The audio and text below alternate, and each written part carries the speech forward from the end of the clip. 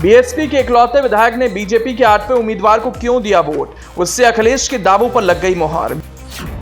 BSP उम्मीदवार उमाशंकर सिंह ने क्या बीजेपी के 8वें उम्मीदवार को वोट देने से पहले मायावती से ली थी इजाजत। उमाशंकर सिंह के जवाब ने सपाइयों के दावों की कर दी पुष्टि। उमाशंकर सिंह की ओर से दिए गए जवाब को जानकर रह जाएंगे खामोश, ये कहने को हो जाएंगे मजबूर, ये कैसा है जवाब। 27 फरवरी से लेकर अब तक सियासी गलियारों में सपा के 8 बागी उम्मीदवारों की अंतरात्मा सियासी गलियारों में कुलांचे मारकर भटक रही है। सब अपने अपने तरीके से उनके अंतरात्मा का पोस्टमार्टम कर रहे हैं। इस दौरान लोकसभा चुनाव में इंडिया और एनडीए से अलग अकेले लोकसभा चुनाव लड़ रही बसपा के इकलौते विधायक उमाशंकर सिंह ने राज्यसभा चुनाव में बीजेपी प्रत्याशी संजय सेठ को वोट देकर सबको चौंका दिया।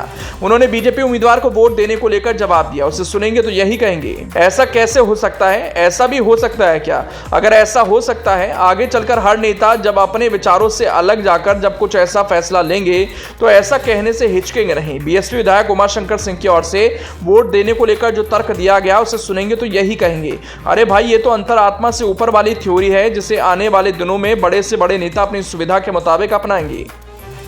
उमाशंकर सिंह ने कहा कि संजय सेठ को वोट देने का फैसला उन्होंने मायावती से पूछकर किया था।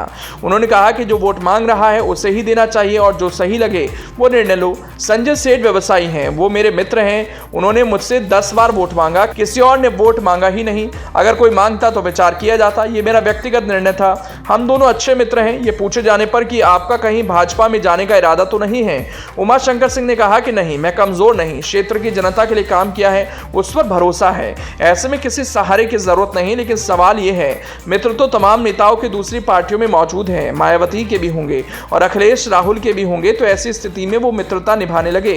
यहां बीएसपी के लिए प्रमुख विरोधी बीजेपी है।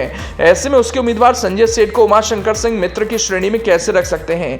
ये कैसी मित्रता जिसके तहत बीएसपी की विचारधारा के खिलाफ उनके उम्मीदवार चले गए और वो डंके की चोट पर कह रहे हैं उन्हें बीएसपी प्रमुख मायावती से इजाजत मिली हुई थी।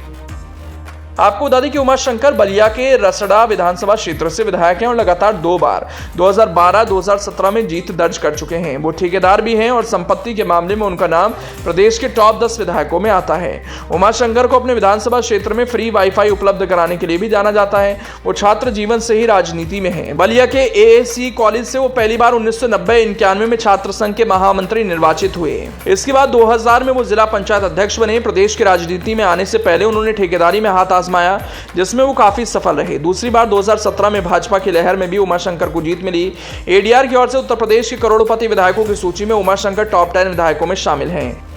राज्यसभा चुनाव में सपा की तीसरी और भाजपा की 8वीं सीट को लेकर जोर आजमाइश थी। इसे देखते हुए अन्य दलों का वोट काफी अहम माना जा रहा था। सबकी निगाह बसपा के इकलौते विधायक पर भी लगी थी। निगाह इस पर थी कि वो वोट देने आते हैं या नहीं। दोपहर बाद वो वोट डालने आए। उमाशंकर सिंह ने भाजपा प्रत्याशी संजय सेठ के पक्ष में वोट दिया। अब यहाँ गौर करने लायक बात है, लोकसभा चुनाव में दलित, अति पिछड़ा और मुसलमान बसपा के टारगेट वोटर हैं। सपा भी पीडीए का नारा देकर इन वर्गों को लुभा रही है। उधर सपा और बसपा एक दूसरे पर भाजपा की बी टीम होने का आरोप भी लगाती है। लोकसभा चुनाव से पहले बीजेपी प्रत्याशी को बसपा का वोट जाने से सपा को मौका मिल गया। वो चुनाव में इसको भुनाने की कोशिश भी करेगी। ऐसा कर भाजपा विरोधी वोटर को सपा अपने पाले में लाने की कोशिश करेगी।